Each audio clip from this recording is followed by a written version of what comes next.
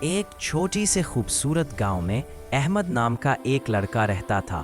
احمد بہت غریب تھا، مگر اس کے والدین نے اسے ہمیشہ سچ بولنے، صبر کرنے اور اللہ پر بھروسہ رکھنے کی تعلیم دی تھی۔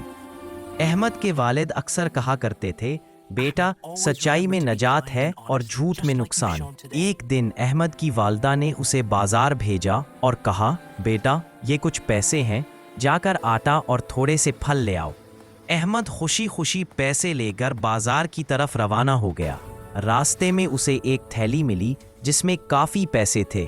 احمد نے تھیلی اٹھائی اور سوچنے لگا، اگر میں یہ پیسے رکھ لوں تو امی کے لیے بہت سی چیزیں لے سکتا ہوں، لیکن یہ پیسے میرے نہیں ہیں، اللہ مجھے دیکھ رہا ہے۔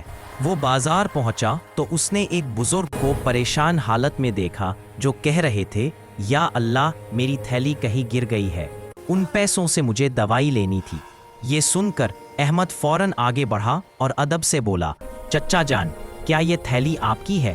بزرگ نے تھیلی دیکھی تو ان کی آنکھوں میں خوشی کے آنسو آ گئے۔ انہوں نے کہا، ہاں بیٹا، یہی میری تھیلی ہے، اللہ تمہیں جزائے خیر دے۔ بزرگ نے احمد کو انعام دینا چاہا، مگر احمد نے کہا، چچا جان، مجھے کوئی انعام نہیں چاہیے، میں نے یہ کام اللہ کی رضا کے لیے کیا ہے۔ بزرگ بہت خوش ہوئے اور انہوں نے احمد کے لیے دل سے دعا کی۔ احمد بازار سے اپنی ضرورت کی چیزیں خرید کر گھر واپس آ گیا اور سارا واقعہ اپنی والدہ کو سنایا۔ والدہ نے اسے گلے لگا لیا اور کہا، بیٹا، تم نے سچائی اور امانت داری کا ثبوت دیا ہے، اللہ ضرور تمہیں اس کا بہترین اجر دے گا۔ چند دن بعد وہی بزرگ احمد کے گھر آئے۔ وہ ایک تاجر تھے اور انہوں نے احمد کے والد کو اپنے ساتھ کام کی پیشکش کی۔ کچھ ہی عرصے میں احمد کے گھر کی حالت بہتر ہو گئی، مگر احمد کا دل پہلے جیسا ہی سادہ اور شکر گزار رہا۔